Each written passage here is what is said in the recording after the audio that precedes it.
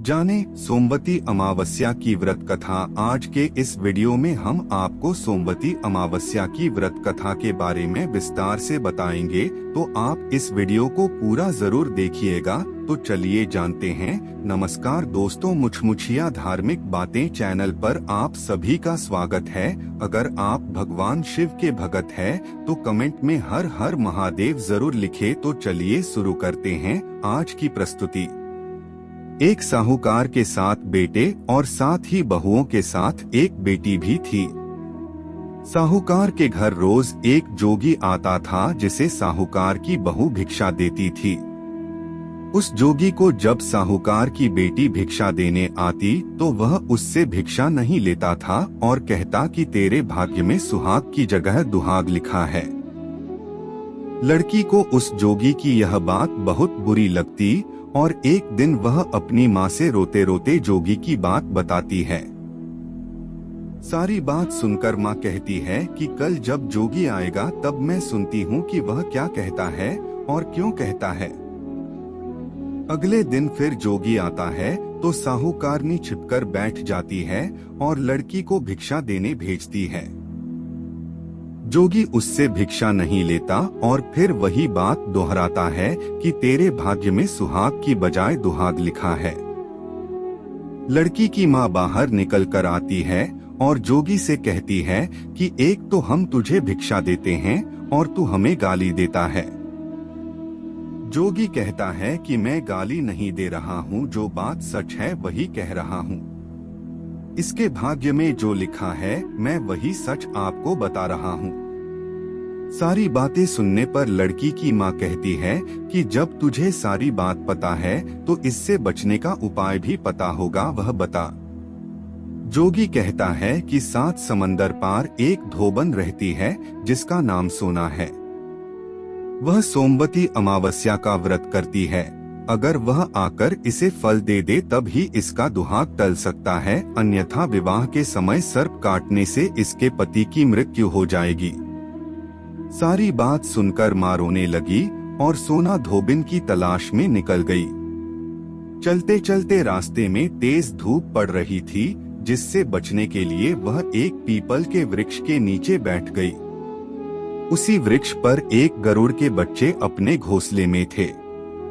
एक सांप आया और गरुड़ के बच्चों को खाने के लिए लपका, लेकिन साहूकारनी ने उस सांप को मारकर बच्चों की रक्षा की। कुछ देर बाद गरुड़नी आई और सब जगह खून देखकर साहूकारनी को चोंच से मारने लगी। साहूकारनी बोली कि एक तो मैंने तेरे बच्चों को सांप से बचाया और तू मुझे ही मार रही है। सारी बातें जानने पर गरुड़नी बोली कि तूने मेरे बच्चों की रक्षा की है, इसलिए मांग जो चाहती है। साहूकारनी गरुड़नी से कहती है कि मुझे 7 समंदर पार सोना धोबिन के यहाँ छोड़ दो, और गरुड़नी ने वैसा ही किया। साहूकारनी वहाँ पहुँच तो गई, लेकिन सोचने लगी कि इसे कैसे मनाऊं। सोना धोबिन की भी 7 बहुएं थी, लेकिन घर के काम को करने के लिए सदा आपस में ही लड़ती झगड़ती रहती थी। रात को जब सब सो जाते तो साहूकारनी आती और चुपके से सारा काम कर उजाला होने से पहले चली भी जाती। सारी बहुएं भी आपस में यही सोचती कि कौन सी बहू है जो सारा काम कर देती है, लेकिन एक दूसरे से पूछने की हिम्मत किसी की भी नहीं होती। काम करने की बात सोना धोबिन ने भी देखी कि आजकल बहुएं लड़ती भी नहीं है और काम भी सारा हो जाता है। सोना धोबिन ने सारी बहुओं को बुलाया और पूछा कि आजकल तुम लड़ती भी नहीं हो और घर का सारा काम कौन करता है। बहुएं सास से झूठ कहती हैं कि लड़ाई करने से क्या फायदा, इसलिए हम मिलकर काम कर लेती हैं।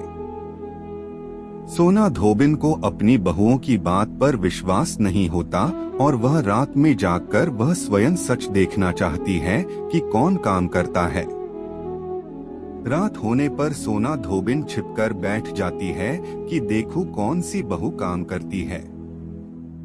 रात हुई तो वह देखती है कि एक औरत चुपके से घर में घुस रही है। वह देखती है कि उसने घर का सारा काम कर दिया है और जाने की तैयारी में है। जैसे ही साहूकारनी जाने लगती है तो सोना धोबिन उसे रोकती है और पूछती है कि तुम कौन हो और क्या चाहती हो। साहूकारनी कहती है कि पहले तुम वचन भरो तब बताऊंगी। वह वचन भरती है। तब साहूकारनी कहती है कि मेरी बेटी के भाग्य में दुहाग लिखा है, लेकिन तुम सोमवती अमावस्या करती हो तो मेरे साथ चलकर उसे सुहाग दे दो। सोना धोबिन वचन से बंधी थी तो वह साहूकारनी के साथ चलने को तैयार हो जाती है। जाते हुए सोना धोबिन अपने बेटों व बहुओं से कहती है कि मैं इस औरत के साथ इसकी बेटी को सुहाग देने जा रही हूँ, लेकिन अगर मेरे पीछे से तुम्हारे पिताजी मर जाएं तो उन्हें तेल के कूपे में डालकर रख देना। धोबिन साहूकारनी के घर पहुँच जाती है। साहूकारनी अपनी बेटी का विवाह करती है तो फेरों के समय सोना धोबिन कच्चा करवा, दूध तथा तार लेकर बैठ जाती है। कुछ समय बाद सांप आया और दूल्हे को डसने लगा तो सोना धोबिन ने करवा आगे कर तार से सांप को बांध दिया और सांप मर गया। अब सोना धोबिन ने लड़की को सुहाग दिया और कहा कि जितनी अमावस्याएं मैंने की हैं, उन सभी का फल साहूकार की इस लड़की को मिलेगा। अब आगे जो अमावस्याएं मैं करूंगी उनका फल मेरे पति व बेटों को मिलेगा। सभी लोग सोमवती अमावस्या की जय जयकार करने लगे। सोना धोबिन अपने घर वापस जाने को तैयार हुई तो साहूकारनी ने कहा कि तुमने मेरे जमाई को जीवन दान दिया है, इसलिए तुम जो चाहो मांग लो। सोना धोबिन बोली कि मुझे कुछ नहीं चाहिए और वह चली गई। रास्ते में चलते हुए फिर से सोमवती अमावस्या आ गई। उसने पीपल के पेड़ के नीचे बैठकर कहानी कही, व्रत रखा और पीपल के पेड़ की 108 बार परिक्रमा की। पीपल के पेड़ की पूजा के बाद वह घर जाती है तो देखती है कि उसका पति मरा पड़ा है। अब रास्ते में जो सोमवती अमावस्या उसने की थी उसका फल अपने पति को दे दिया, जिसके प्रभाव से वह पुनः जीवित हो गया। सब कहने लगे कि तूने सा क्या किया जो तेरा पति जिंदा हो गया। वह कहती है कि मैंने तो सा कुछ नहीं किया है, बस रास्ते में सोमवती अमावस्या आ गई थी जिसका मैंने व्रत किया, कहानी कही और पीपल के वृक्ष की 108 बार परिक्रमा की। अब सारी नगरी में ढिंढोरा पिटवा दिया गया कि हर कोई सोमवती अमावस्या करेगा, पूजा करेगा, व्रत रखेगा, कहानी कहेगा और पीपल के वृक्ष की 108 बार परिक्रमा करेगा। हे सोमवती अमावस्या, जैसा आपने साहूकार की बेटी का सुहाग दिया वैसे ही